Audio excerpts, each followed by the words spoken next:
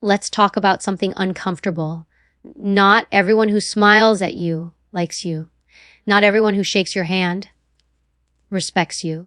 And sometimes people secretly hate you, not because you've done something terrible, but because of who you are, how you carry yourself, and what you represent. Today, I want to break down 8 powerful reasons why people might secretly hate you.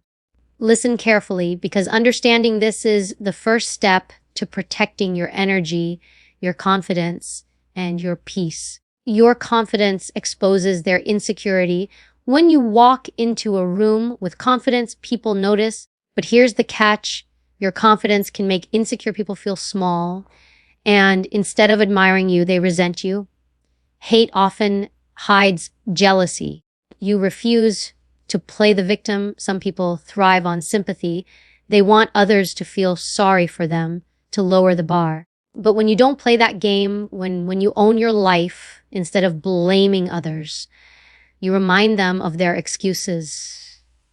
That's why they hate you. Your success challenges their mediocrity. Your achievements act like a mirror. It forces people to look at their own lack of effort. And when people don't want to put in the work, they'd rather tear you down than rise up themselves. You speak the truth they don't want to hear. The truth is powerful, but it's also dangerous because people often hate the person who exposes what they're trying to hide. If you refuse to sugarcoat, expect backlash. Silence protects lies, but truth threatens them. You don't need their approval. Many people crave validation.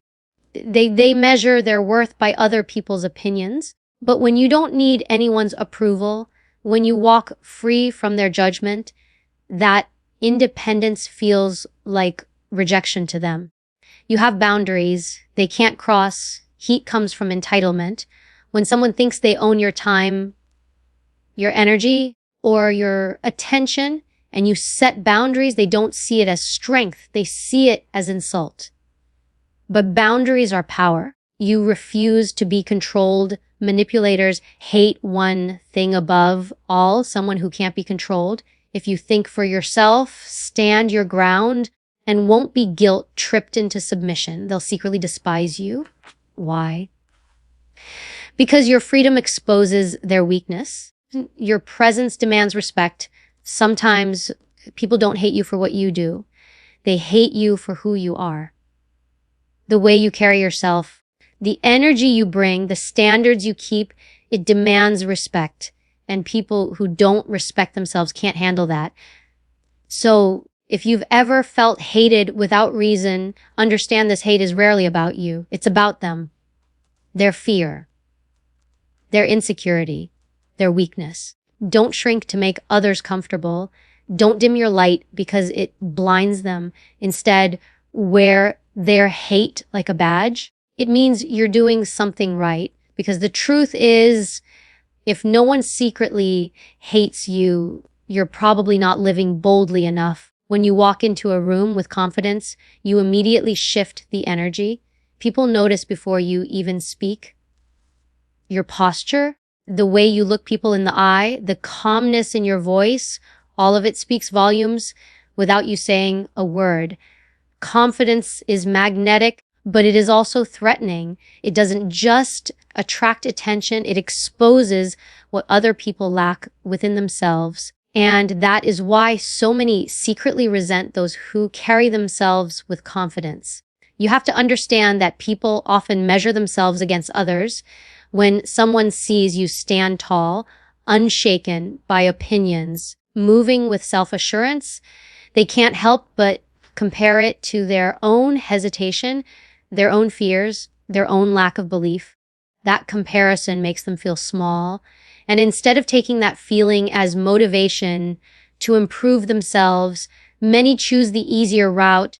They direct that frustration outward. It turns into resentment, jealousy, and sometimes even hate. Confidence shines a light on insecurity.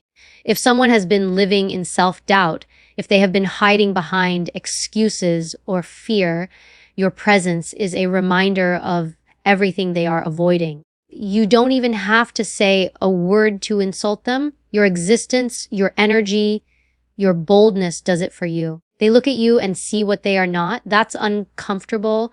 And when people feel uncomfortable, they often react negatively. Some will think you are arrogant even when you are not.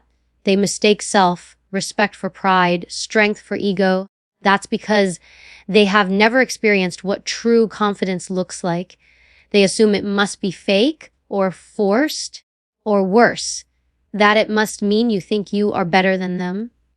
The truth is, your confidence has nothing to do with them, but their insecurity forces them to take it personally. This is why confident people often become targets. In workplaces, you'll see colleagues whispering about the person who always speaks up in meetings. In schools, you'll see classmates mock the student who dares to stand out. In friendships, you'll find people silently competing with the one who moves with certainty. It isn't about the confident person doing anything wrong. It's about how their presence unsettles others.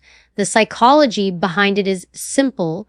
People protect their self-image. When someone else's behavior makes them feel less capable, less secure, less powerful, they defend themselves by tearing that person down.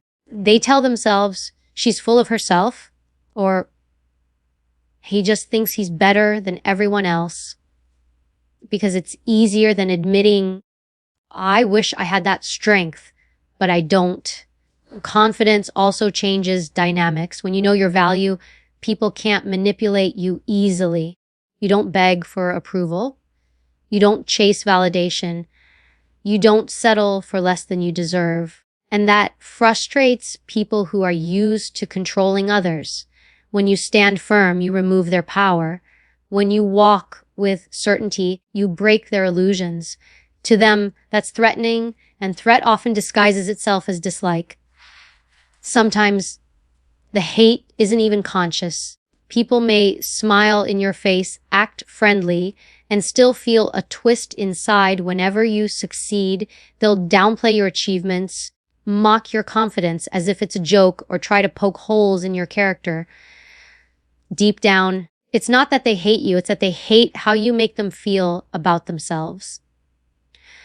Your light exposes their shadow. Confidence is contagious, but it also reveals who is unwilling to grow. The people who admire you will be those who are working on themselves because your strength gives them hope. But the people who secretly resent you will be those who refuse to face their own weaknesses because your presence is a reminder they can't escape. And the truth is, confidence cannot be faked for long. People can sense the difference between arrogance built on insecurity and true confidence built on self-awareness. That authenticity is what makes it powerful. When others realize your confidence is real, unshaken, and not dependent on external approval, it unsettles them even more, because deep down, they crave that same freedom, but they don't know how to get it. That's why confidence is one of the biggest triggers for secret hate. It's not about what you say or do wrong. It's about what you embody. You represent something they wish they could be, but haven't become. You are the mirror showing them their hesitation, their fear, their lack of self-belief. And mirrors don't always make people smile. Sometimes they make people angry. Your success challenges their mediocrity in ways most people will never admit out loud. When you achieve something meaningful, whether it's career growth, financial stability, personal discipline, or simply living with purpose, it disrupts the comfortable illusion others have built for themselves. Most people operate in survival mode, choosing convenience over effort, excuses over action, and mediocrity over greatness. They convince themselves that the reason they're not succeeding is because life is unfair, opportunities are scarce, or luck never favored them. Then you appear, showing through your actions that success is possible. Your results strip away their excuses, and instead of feeling inspired, many feel threatened. Success doesn't just reflect what you've gained, It reflects what others have failed to do. When they see you putting in the hours, developing discipline, setting boundaries, and taking risks that they were too afraid to take, it forces them to confront the truth that they could have done more, that they wasted time, that they gave into fear, that they chose comfort over growth. That truth burns because it challenges their self-image. So instead of saying, I should push myself harder, they say, she's just lucky or had help. Dismissing your success is easier than facing their own mediocrity. The workplace is one of the clearest examples of this. When one person excels, suddenly the standard rises. The person who once got away with doing the bare minimum now feels exposed. Managers begin to expect more. Peers begin to notice the difference. And suddenly mediocrity can't hide in the shadows anymore. That's why successful colleagues are often the ones whispered about behind their backs. Not because they did something wrong, but because their presence destroyed the comfort of average. In friendships and family, the same dynamic plays out. When you break free from a cycle others remain trapped in, it unsettles them. If you're the one who becomes financially stable while everyone else struggles, your discipline with money reminds them of their poor choices. If you're the one who gets healthy while everyone else complains about their weight, your habits remind them of their lack of self-control. If you're the one who dares to chase dreams while others settle, your courage highlights their fear. They don't hate the success itself. They hate what it says about them. The psychology behind it is tied to identity. People define themselves through the stories they tell.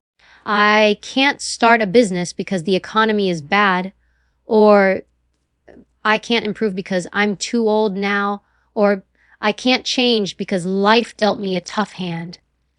But then they see someone in the same world, facing the same obstacles, achieving something different.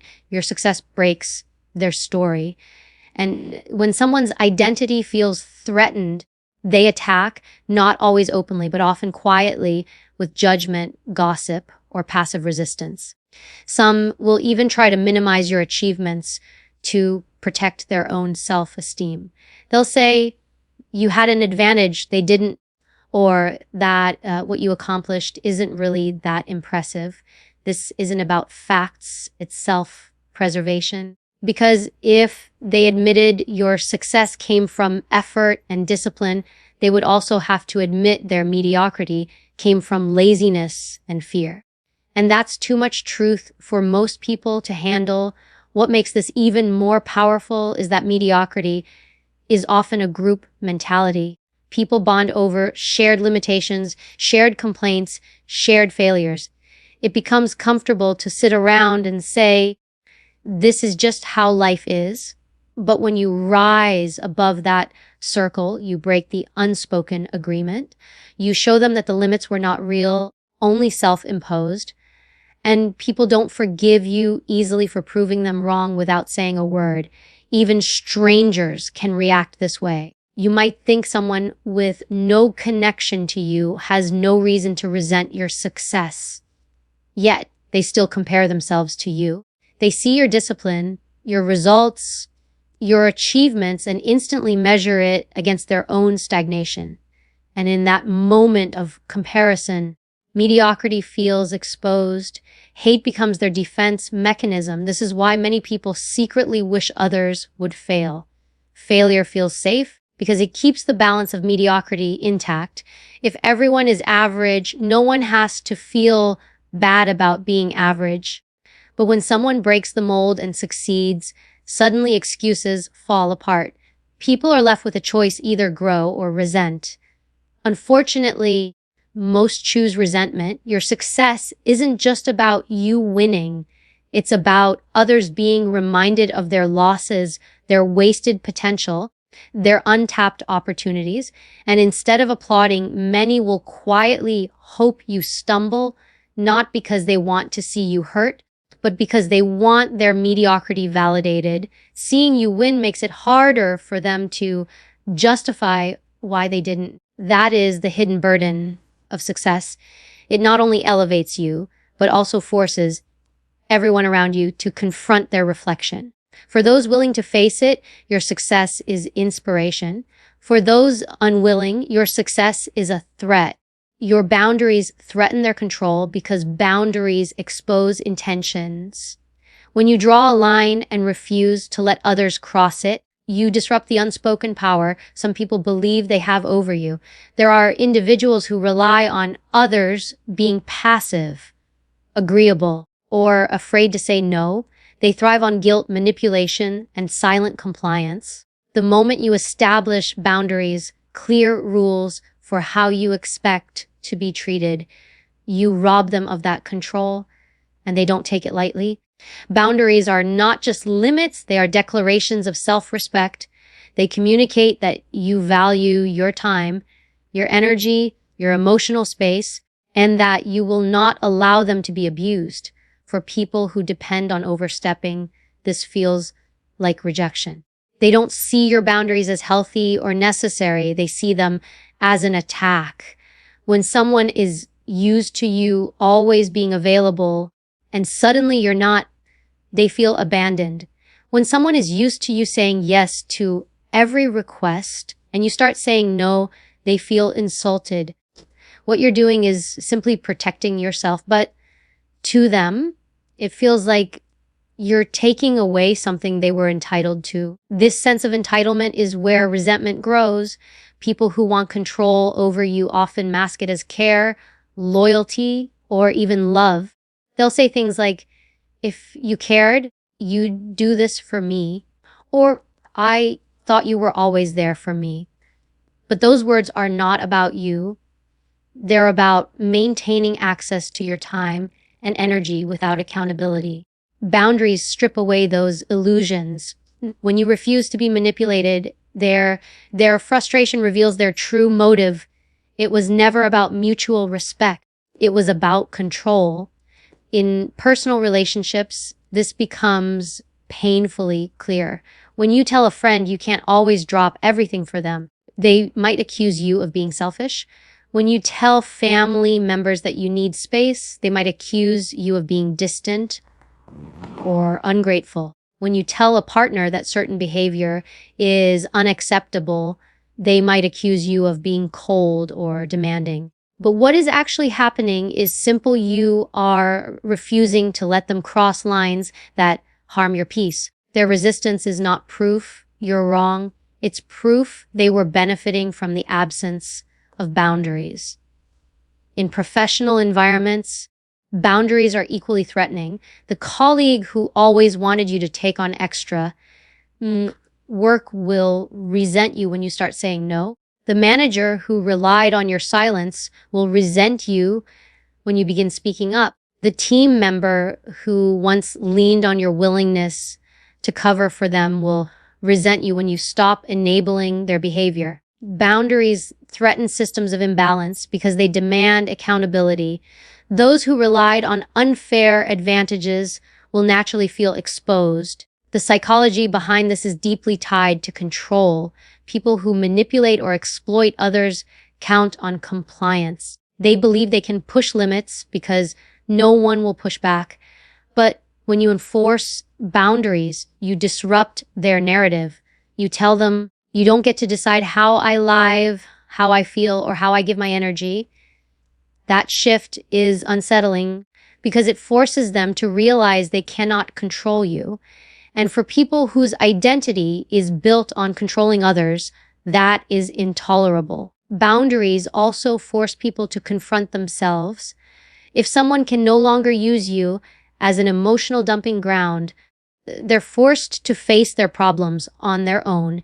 If someone can no longer exploit your generosity, they're forced to carry their own weight. If someone can no longer manipulate you with guilt, they're forced to evaluate why they needed to control you in the first place. Most people are not ready for that kind of self-reflection. So instead of looking inward, they project outward. They decide that you are the problem, that your boundaries are unfair, and that you are difficult to deal with. And yet the truth is, boundaries do not create problems. They reveal them. A healthy person will respect your boundaries because they understand the importance of mutual respect.